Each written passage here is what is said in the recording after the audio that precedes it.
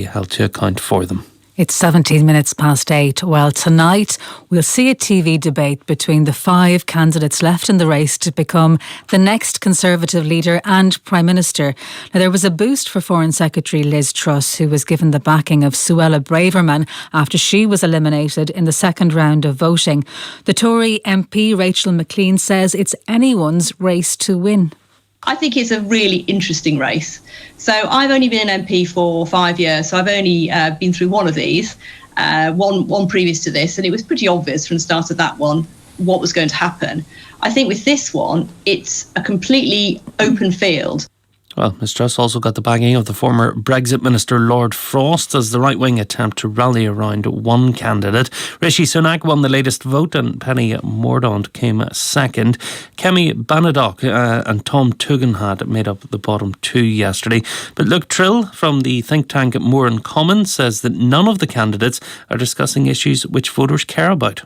They're having a debate at the moment, which is, a lot of it is about sort of Tory red meat. They're talking about things like the European Court of Human Rights, trans people, where the candidates stand on that. And what we find from our research and the focus groups we've been doing over the past week is that actually what people really want to hear, what they want to hear from these candidates is, what are you going to do about the cost of living?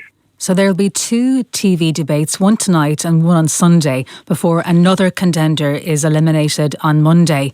Mason Steed is a Conservative member and says Penny Mordaunt has the support of young people in the party. I'm of the opinion you cannot tax your way to prosperity. You have to grow your way to prosperity. It's not a government that grows the economy, it's businesses and individuals. And that's exactly what Penny Mordaunt believes in, personal responsibility. The individual is the main thing in this country. We cannot have the state dictating how the economy grows. It's the individual, and that's exactly what she believes in. It's why I think young Conservatives are backing her. So at one stage we were talking about 11 MPs in the race. We currently have 5. They're aiming to whittle it down to 2 by the end of next week. So things moving relatively quickly so far. Members will then vote for their winners. So that's not MPs at Westminster, but it goes out to the wider Conservative Party. The results will be announced on the 5th of September and Boris Johnson will then leave office. So will any of the current crop of leadership hopefuls want to continue Boris Johnson's approach to the Northern Ireland Protocol? Northern Ireland Conservative member and businesswoman Felicity Huston is with us now. Good morning, Felicity. Good morning. First of all, who do you want to see as the next Prime Minister? I decided Kemi Badnoch, but it does sound as if I'm backing somebody who may not get to the final vote for the members. But I think Kemi is a great reflection of the modern UK, her backstory, everything, and her views. And I think they'll be very popular with the members. And also a great many people who voted Conservative at the last election for all sorts of different reasons. Now, you say that you're backing Kemi, albeit that you fear somebody else might win out. Who do you think could come up tops? Well, it seems to be that the momentum is coming to behind Liz Truss at the moment. I mean, it is one of these things, who would you back? Well, if you want to get to there, you wouldn't start from here. But most of these people, and I fear it's going to be Truss, is going to be what is described for some reason as the right-wing candidate. I mean, I don't think Rishi Sunak would be seen as some sort of moderate, wet lefty, but Liz is seen as more on the right of the party, or certainly, shall we say, she portrays herself as that. I really am not terribly fond of Liz. I've seen her as an MP many, many years ago, and I don't find her a very engaging individual. I'm very interested to see how she performs tonight. She's terribly wooden most of the time, so I'll be interested to see how she manages on the TV debate. Who, as you see it, can do the best job in sorting out the Northern Ireland Protocol? Well, interestingly enough, I mean, it's not something that's featured tremendously yet, because obviously there aren't any Tory votes in Northern Ireland, but it is obviously a big issue. The Conservative Home website, which is a website for members only, is having an online debate today, or with the candidates, and I've actually submitted a question asking, do they think that the Northern Ireland Assembly is worth saving, and if so, what would they do to save it, which is a good open question. It'll be interesting to see if it's picked.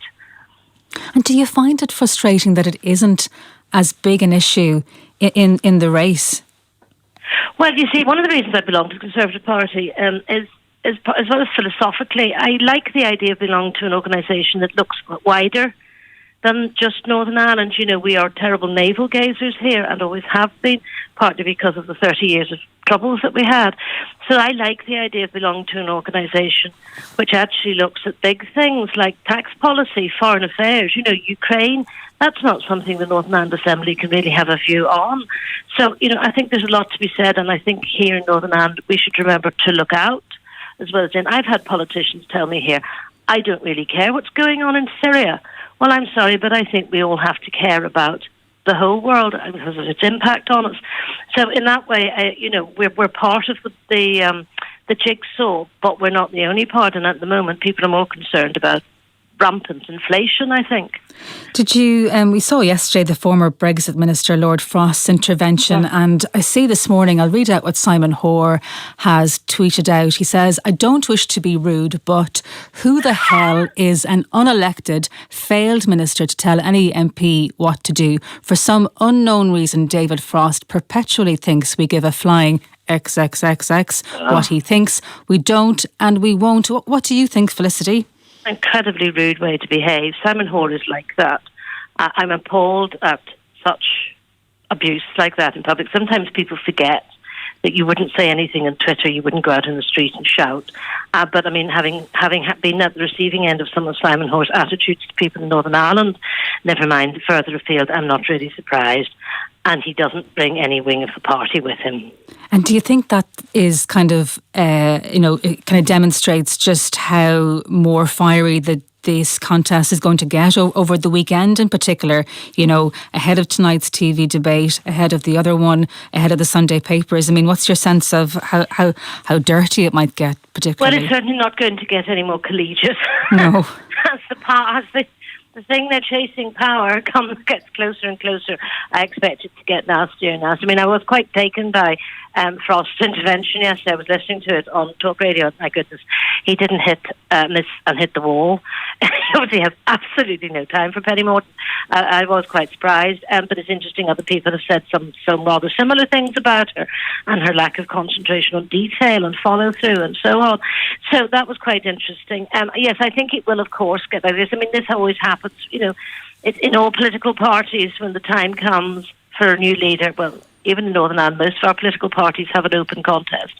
And, you know, you see what happens. This is what happens when the time comes. And, I mean, nobody goes into politics to be nice and cuddly, do they? Well, that's one way of putting it. Felicity Huston, thank you so much. And that TV debate is on Channel 4 tonight at 7:30pm. Okay, let's park the politics for a minute. 8:25 this morning. It is said to be a huge night in Southampton tonight. 32,000 people heading to St Mary's Stadium to watch Northern Ireland take on a formidable England side, with the Green and White Army accepting at this point that this is where their journey ends. But it's been an emotional